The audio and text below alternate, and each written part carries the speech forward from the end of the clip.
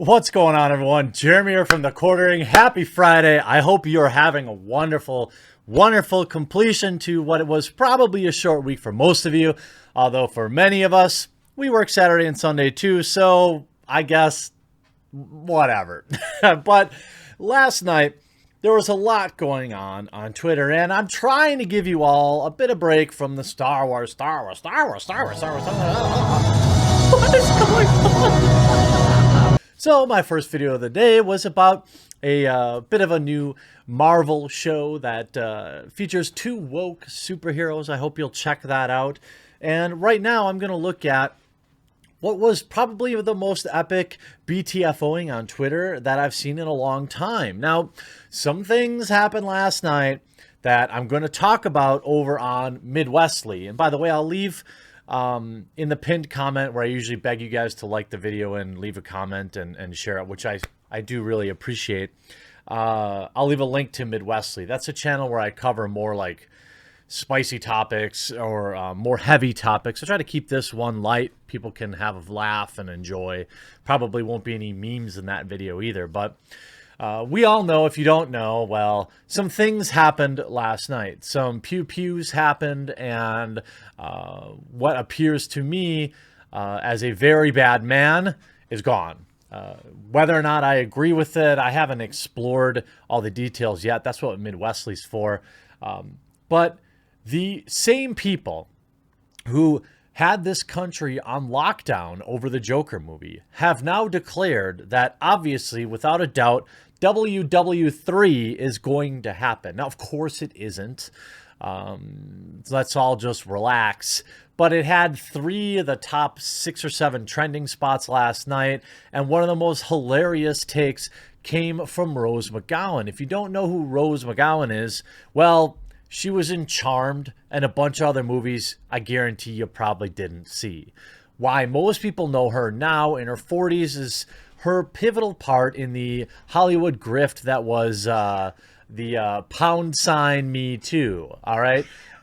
She did nothing. She used it to propel her name into the headlines. And when it was no good anymore, she even herself in an interview had said the whole movement was BS.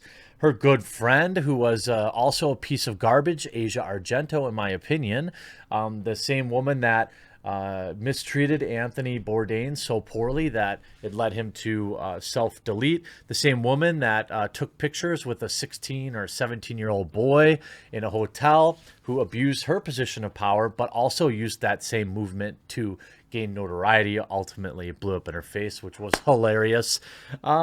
These people are not good humans, in my opinion. And Rose is basically, if you're in the UK, she's kind of like our Lily Allen, who is happy to be a multimillionaire, but constantly croon on about how we're living in the worst place on earth. Look, to be clear, criticizing your country is absolutely okay. In fact, you should. I don't believe there has ever been a perfect leader in history anywhere at any time. Okay, well, some of you might be looking up if that's your thing. Okay. But nonetheless, her takes are legendarily bad, and what Twitter did to her was amazing to see, because Twitter is, of course, a place where you would find more people that agree with her than don't, I suppose I would say. But in her first unhinged tweet, she said basically, dear country, I'll put, the USA has disrespected your country, your flag, your people. 52% of us humbly apologize. We want peace with your nation. We are being held hostage by a terror regime. We do not know how to escape. Please don't end us. What? First of all, without getting into all the details, this mission, again, whether you agree with it or not, was not in any way unprovoked. If you only read what you see on Twitter, you might think that. But there is a lot that went into this. A lot of Americans lost their lives because of this dude, and the world is probably a better place without him. Now, what people are nervous about, understandably, is, well, what does retaliation look like? Will they do something? Well, I don't know. I think they would be stupid to re-escalate it. It wouldn't take much to turn their entire country into a parking lot, and they know that. They will bark loudly. The dogs, what's the saying about dogs that bark or whatever? You know, they will bark loudly about, ooh, we will get you. But the odds are extraordinarily against that because, well, we have a leader that will strike back. Now, this particular tweet had 12,000 favorites. Pretty good for a Hollywood elite with, checks numbers, 900,000 followers. That's not very good. But even more hilarious, it received 43,000 comments. That is the definition of a ratio. Now, again, you can critique something, but obviously, first of all, she doesn't speak for everyone. And this is like prototypical Hollywood elite behavior. They think we care about what they have to say. They think because they have a lot of followers on Twitter and that they were in a movie one time and people can Google pictures of their bobs, you know, that they're relevant. They're not. Celebrity worship is a disease. Nobody should do it. If you find yourself looking to a Hollywood celebrity for how to think or feel about anything that isn't a Hollywood movie, you're in the wrong place, buckaroo. Like, these people don't care. First of all, they don't care. They have so much money that most of them are just spouting this narrative to stay on the right side of the narrative. I mean, I don't want to go too tinfoily here, but if you look at every major late night talk show, where do they lean? Do they invite the people that are, you know, that maybe speak out against the narrative as much? No. So speaking out against the narrative would be bad for your career. Now, that doesn't mean that these people aren't right about some things. Hey, look, climate change is important to me. Is it as important now with the orange man in office as it was with the brown man in office? Yes, we should be doing more to reduce emissions. We should be looking to sanction countries like China to reduce their pollution. I 100% support this, all right? We only have one planet, like literally. Hurry up, Elon. But she goes on to then say, let's see. Of course, he was an evil man who did evil things, but at this moment, that's not the point. Yes, it is. It is the point, you idiot.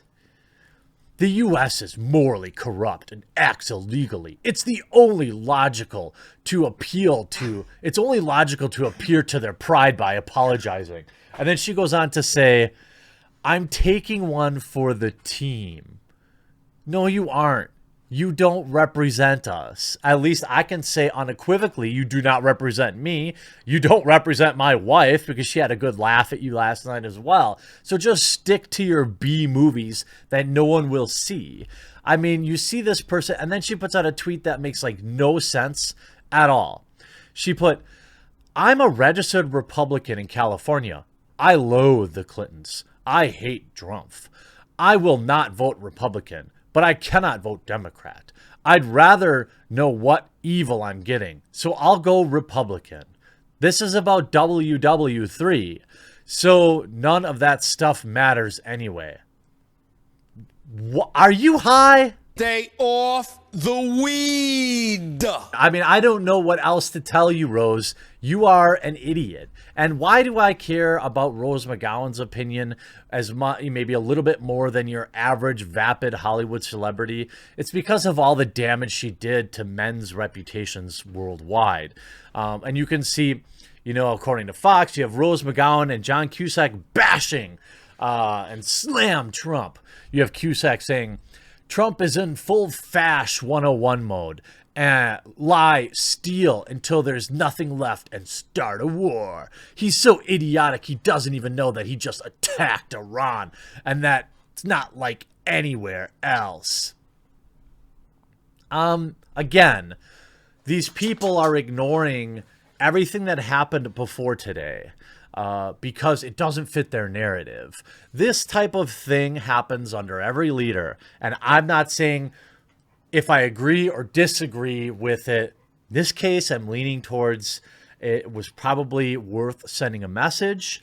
But I don't know if things escalate. Maybe it won't be worth it. It's tough. It's not an easy decision.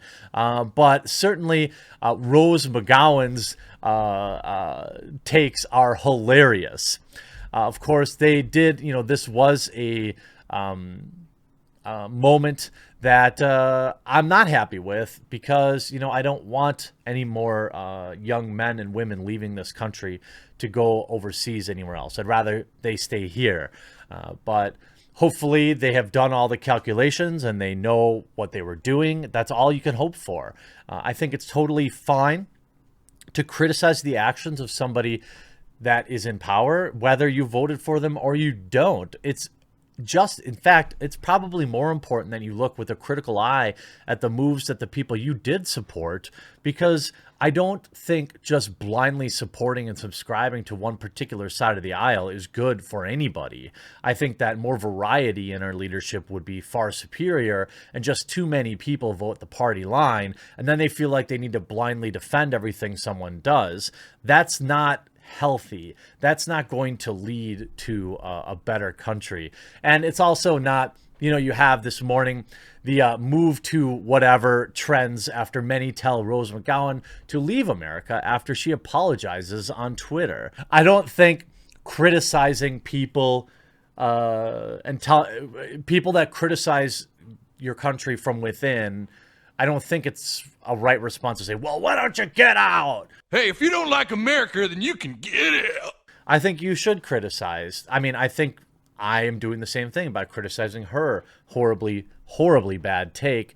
But I think it's totally within your rights to dissent against certain opinions that your government has. But nonetheless, it's been hilarious to watch. The idea that you can't escape America is ridiculous. And it's just been a meme-filled day on Twitter. So I appreciate that, Rose. Thank you very much. Hope you enjoyed this video. We'll talk to you again real soon.